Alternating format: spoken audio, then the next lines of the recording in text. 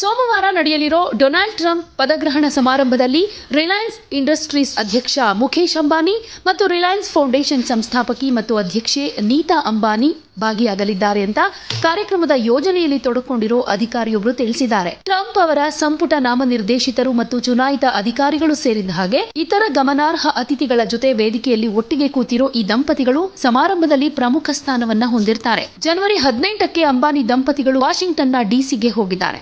ಉದ್ಘಾಟನಾ ಕಾರ್ಯಕ್ರಮಗಳು ಶನಿವಾರ ವರ್ಜೀನಿಯಾದ ಟ್ರಂಪ್ ರಾಷ್ಟ್ರೀಯ ಗಾಲ್ಫ್ ಕ್ಲಬ್ನಲ್ಲಿ ಸ್ವಾಗತ ಮತ್ತು ಪಟಾಕಿ ಪ್ರದರ್ಶನದೊಂದಿಗೆ ಶುರುವಾಯಿತು. ಕ್ಯಾಬಿನೆಟ್ ಸ್ವಾಗತ ಹಾಗೆ ಉಪಾಧ್ಯಕ್ಷರು ಇರುವಂತಹ ಭೋಜನಕೂಟದಲ್ಲೂ ಕೂಡ ಅಂಬಾನಿ ದಂಪತಿಗಳು ಭಾಗಿಯಾಗಲಿದ್ದಾರೆ. ಉದ್ಘಾಟನೆಯ ಹಿಂದಿನ ರಾತ್ರಿ ನೀತಾ ಮತ್ತು ಮುಖೇಶ್ ಅಂಬಾನಿ ಅವರು ನಿಯೋಜಿತ ಅಧ್ಯಕ್ಷರಾಗಿ ಆಯ್ಕೆಯಾದ ಟ್ರಂಪ್ ಅವರ ಜೊತೆ ಕ್ಯಾಂಡಲ್ ಲೈಟ್ ಡಿನ್ನರ್ನಲ್ಲೂ ಕೂಡ ಭಾಗಿಯಾಗಲಿದ್ದಾರೆ.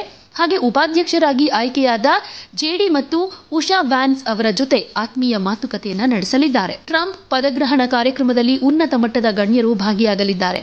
X billionaire Elon Musk, Amazon ಸಂಸ್ಥಾಪಕ ಜೆಫ್ ಬೆಜೋಸ್ ಮತ್ತು ಮೆಟಾ ಮುಖ್ಯಸ್ಥ ಮಾರ್ಕ್ ಜುಗರ್ಬರ್ಗ್ ಜೊತೆಗೆ ಅನೇಕ ತಂತ್ರಜ್ಞಾನದ ಉದ್ಯಮಿಗಳು ಕೂಡ ಈ ಸಮಾರಂಭದಲ್ಲಿ ಭಾಗಿಯಾಗ್ತಿದ್ದಾರೆ.